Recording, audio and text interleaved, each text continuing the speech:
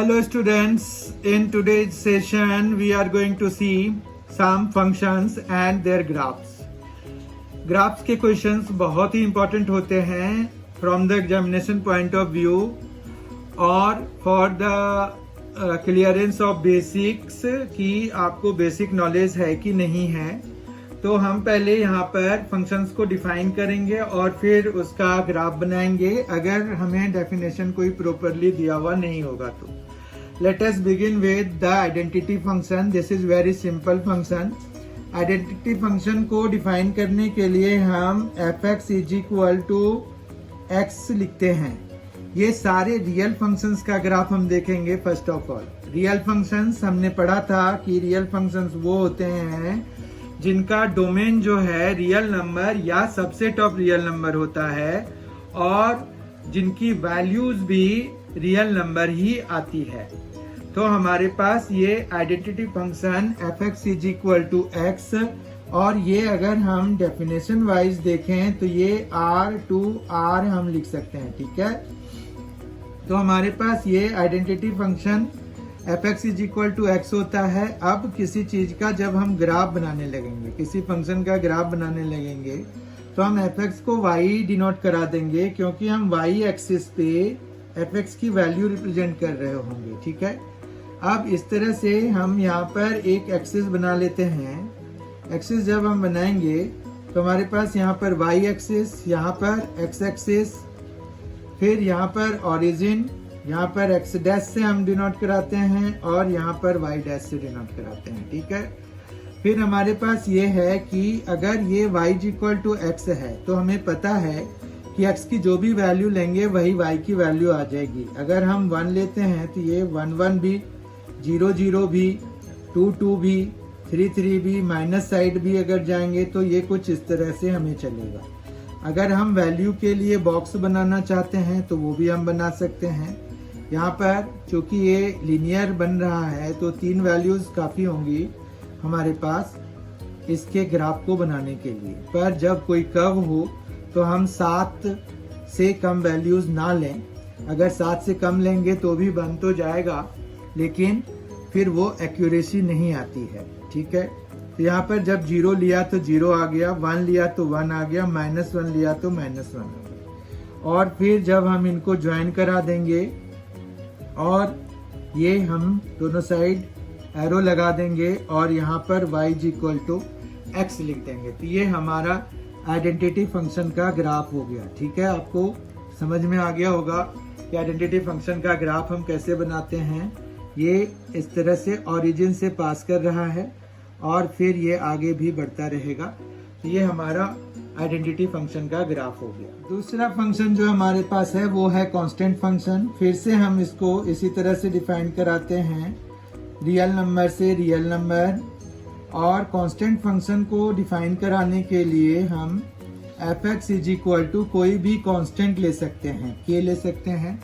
अब ये k जो है हमारे पास फिक्स्ड ही रहेगा। अब जैसे अगर आप ग्राफ के लिए इसको y = k सपोज करेंगे। अब मान रखिए कि k यहाँ पर कोई भी नंबर है। Let us take k = 3। k अगर हम 3 ले लेंगे तो हमें किसका ग्राफ बनाना है? y = 3 का ग्राफ बनाना है। ठीक है बात। अब यहाँ पर जब आप इसको एक वो टेबल करेंगे, वैल्यूज को टेबुलेट करेंगे तो हमारे पास यहाँ पर क्या आएगा? यहाँ पर x, यहाँ पर y। अब इरिस्पेक्टिव ऑफ कि आप x की वैल्यू क्या ले रहे हैं वो आपको y की वैल्यू सेम ही आएगी। ठीक है, बात समझ रहे हैं? क्योंकि यहाँ पर x वाली टर्म तो है नहीं हमारे पास, तो हम x की वैल्यू कहाँ डालेंगे? तो हमें y की वैल्यू फिक्स्ड ही आएगी। That's why it is known as constant function. अब इसका जब हमें ग्राफ बनाना है तो उसके लिए हम यहाँ पर फिर से वही एक्सिस बनाते हैं। फिर ये ओरिजिन हो गया, ये x एक्सिस है, ये y एक्सिस है, ये x डैश है, ये y डैश है। ठीक है बात।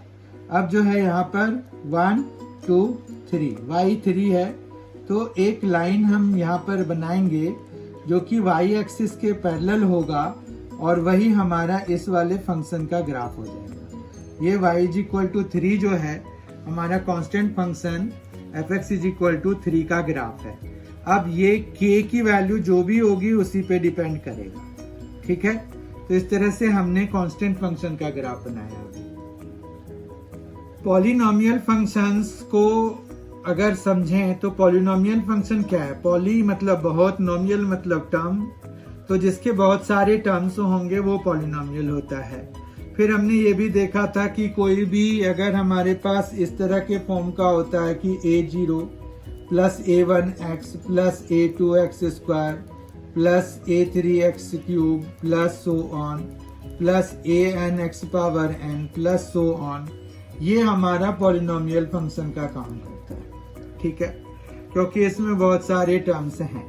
तो पॉलिनोमियल फंक्शन का ग्राफ एज ए जनरल तो कोई इसका स्पेसिफिक शेप, जैसे अभी हमने दो फंक्शंस कंसीडर किए, आइडेंटिटी फंक्शन और कांस्टेंट फंक्शन, तो दोनों के शेप हमें लगभग एक ही जैसे होंगे, चाहे वो कोई भी कांस्टेंट फंक्शन हो या आइडेंटिटी फंक्शन, तो ऐसे भी यूनिक फंक्शन ही है। तो इस तरह की बात यहाँ पर नहीं हो पाएगी। तो हमें यहाँ पर हमने दो फंक्शन सेलेक्ट किया है जिसका कि हम ग्राफ बनाएंगे। पहला है f(x) = x², x belongs to r है, तो ये एक पैराबोलिक ग्राफ बनेगा, वो आपको भी पता है, ये आपने पढ़ा हुआ है 9th क्लास में भी, जब पॉलिनोमियल इंट्रोड्यूस किया गया था तो वहाँ पर भी पैराबोला का थोड़ा सा इंट्रोडक्शन आता है। पर अगर नहीं पढ़ा है तो भी कोई दिक्कत नहीं है। इसमें अगर आप वैल्यूज लेंगे तो यहाँ पर आपको बताया था कि कोई भी कर्व की वैल्यू जब आप लेने लगो तो आपको बहुत सारी वैल्यूज लेनी चाहिए, ठीक है।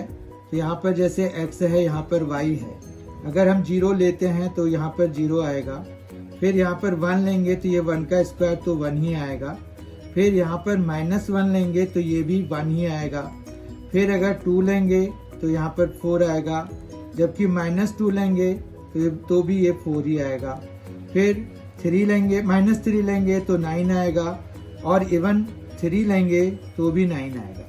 इस तरह से अगर आप देखो तो हमारे पास ये जो ग्राफ है कुछ इस तरह का बनेगा। क्यों? क्योंकि इसमें आपका नेगेटिव साइड जा नहीं रहा है। y की वैल्यू देखिए आप, सारे पॉजिटिव हैं। उसके बाद सेम वैल्यू ऑफ x के लिए, मतलब x अगर आपके पास माइनस में है और प्लस में है तो हाइट उसकी सेम ही रहेगी, ठीक है, समझ पा रहे हैं आप? इस तरह से चलेगा। जैसे 2 के लिए 4 हो गया, 3 के लिए 9 हो गया, -3 के लिए 9 हो गया, -2 के लिए 4 हो गया, -1 के लिए 1 ही रहेगा। इसी तरह से यहाँ पर 1 के लिए, 2 के लिए और 3 के लिए हमारे पास 9 तक पहुंच जाएगा। तो ये फिर एक पैराबोलिक ग्राफ, इसको पैराबोला बोलते हैं, पर ये हमारे लिए तो f(x) = x² का ग्राफ है, ठीक है। तो इस तरह से हमने फर्स्ट पॉलिनोमियल फंक्शन का ग्राफ देख लिया। अब हम दूसरा फंक्शन लेते हैं, वो है f(x) = x³। f(x) = x³ के लिए भी हमारे पास यहाँ पर क्या है कि जब हम पॉजिटिव वैल्यू लेंगे तो हमें पॉजिटिव वैल्यू आएगा, जब हम नेगेटिव वैल्यू लेंगे तो हमें नेगेटिव वैल्यू आएगा। तो इसमें अगर हम बिना वैल्यू के भी बनाना चाहें तो वो हम बना सकते हैं, पर उसके लिए हमें ये है कि इसका ग्राफ का जो शेप है वो हमें पता होना चाहिए। तो ये इसका शेप जो हम लेंगे तो वो कुछ इस तरह का होगा कि हमारे पास ये इस तरह से जाएगा, यहाँ पर आएगा, फिर यहाँ से नीचे ये इस तरह से जाएगा। क्यों होगा ऐसा? यहाँ पर देखिए 0 पे इसकी वैल्यू कितनी आ रही है? 0 आ रही है, 1 पे भी 1 ही आ रही है, 2 पे ये 8 हो जा रहा है, जबकि 3 पे ये 27 हो रहा है। तो जैसे जैसे वैल्यूज हम बड़ी करते जाएंगे तो ये जो कर्व है वो y एक्सिस के ऑलमोस्ट पैरेलल होता जाएगा। सेम थिंग विल हैपन जब हम नेगेटिव साइड की वैल्यू ले रहे होंगे। तो समझ पा रहे हैं आप? तो ये y = x³ की वैल्यू आ गई हमारे पास, y = x³ का ग्राफ आ गया हमारे पास, ठीक है। तो ये हम इस तरह से बनाते हैं, और ये हमने किस बेसिस पे बनाया? यहाँ पर लिख देते हैं y = x³। ये हमने इस बेसिस पे बनाया कि जब हम पॉजिटिव वैल्यू लेते हैं तो हमें पॉजिटिव वैल्यू मिलती है, जब हम नेगेटिव वैल्यू लेते हैं तो हमें नेगेटिव वैल्यूज मिलती हैं, ठीक है। इस तरह से ये ग्राफ बन जाएगा हमें f(x) = एक्स क्यूब का। फोर्थ टाइप का फंक्शन है यहाँ पर रेशनल फंक्शन। रेशनल फंक्शन को हम बेसिकली एफ एक्स बाय जी एक्स के फॉर्म में डिफाइन कराते हैं कि जहां पर जी एक्स जो है नॉट इक्वल टू 0 हो। तो इस तरह से रेशनल फंक्शन बहुत सारे बन सकते हैं। तो इसलिए यहाँ पर हमने एक स्पेसिफिक मेंबर उस रेशनल फंक्शन का लिया है जो है F X is equal to 1 by X. उसका हमने ग्राफ बनाना है अभी। तो यहाँ पर अगर आप देखें तो हम अगर x की वैल्यू 0 से 1 के बीच में लेंगे तो इसकी वैल्यू बहुत बड़ी आएगी, ठीक है। जबकि अगर हम x की वैल्यू जैसे ही 1 से बड़ी होगी तो फिर ये वैल्यू 1 से छोटी होनी शुरू हो जाएगी।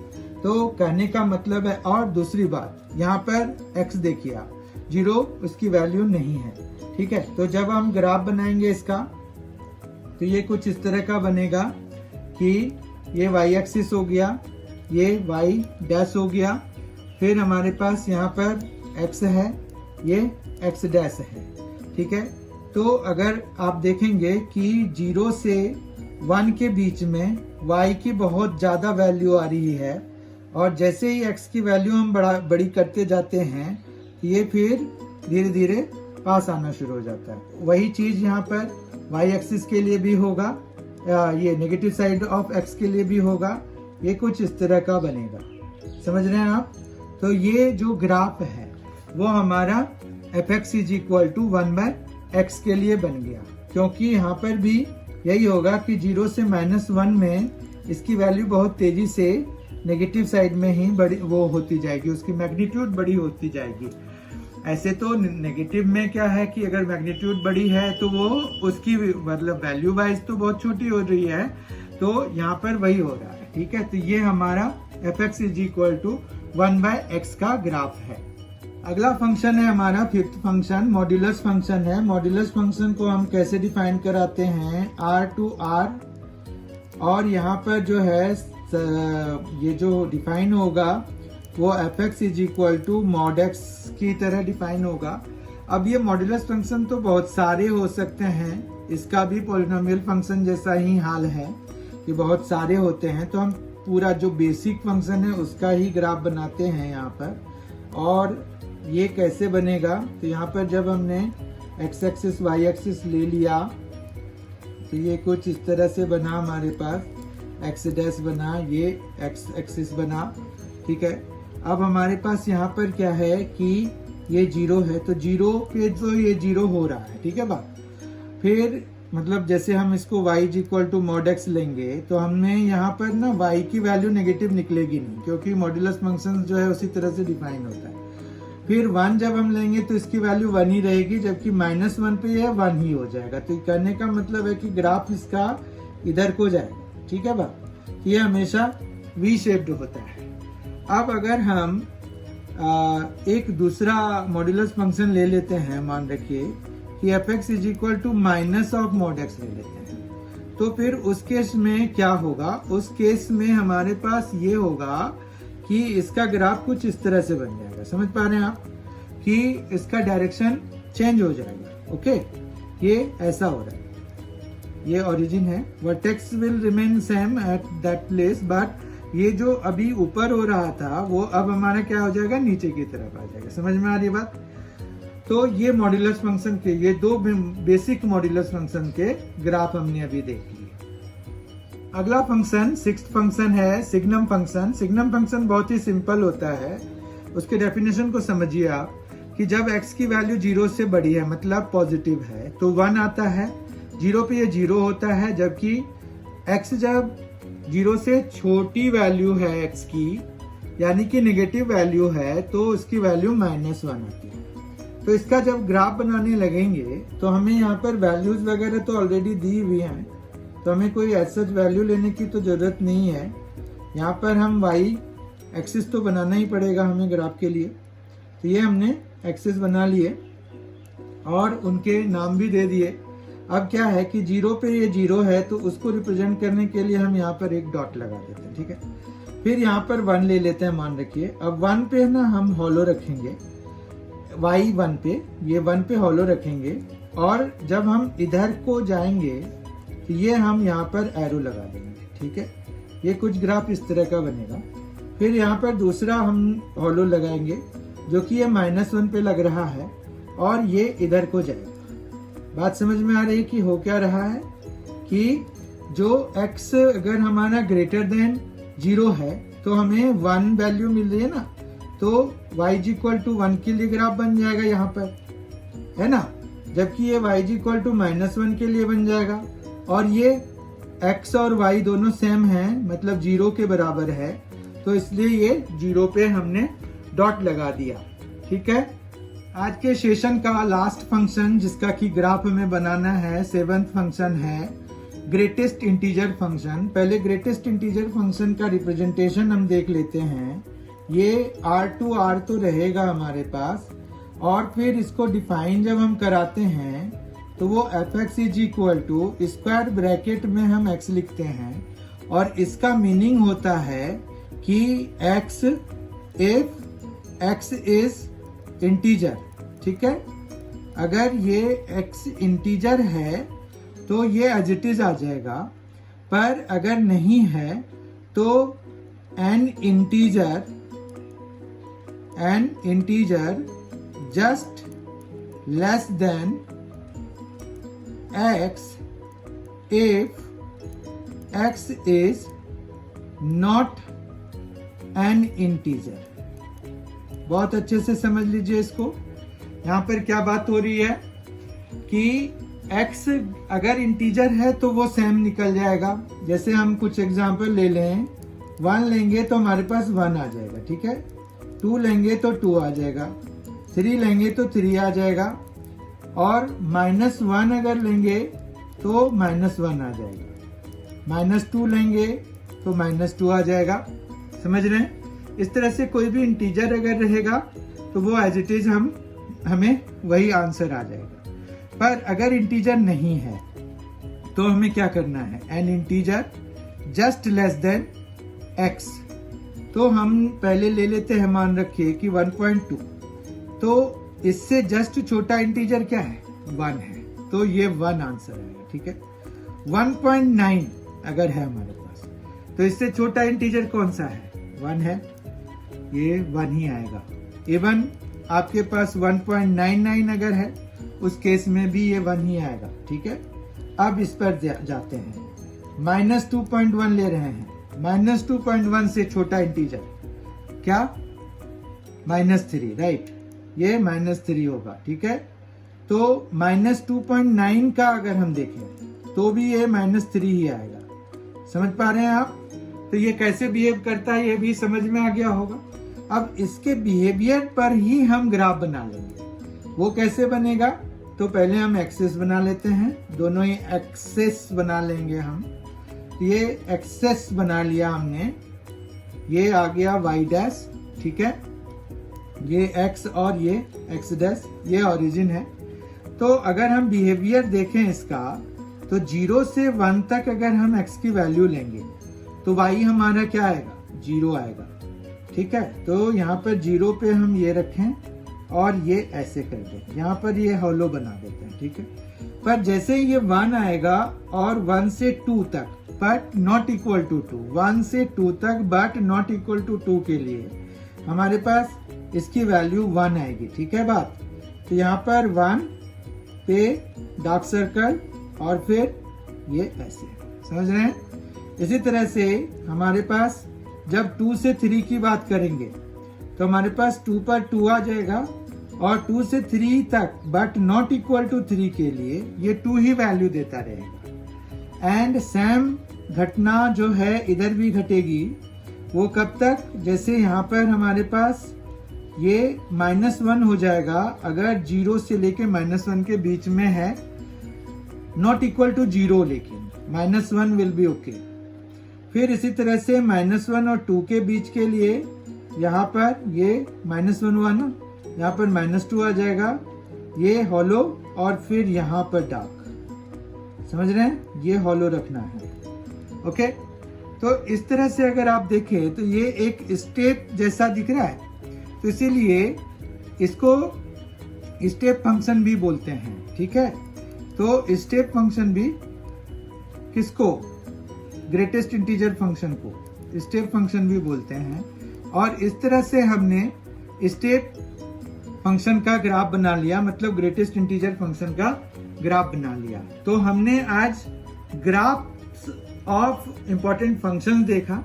ये बहुत ही इंपॉर्टेंट होते हैं और काफी कंफ्यूजिंग होते हैं, इसलिए इसके लिए एक अलग सेशन होना जरूरी था, तो वो हमने आज किया। आई होप आपको सारी चीजें समझ में आ गई होंगी। Thank you very much.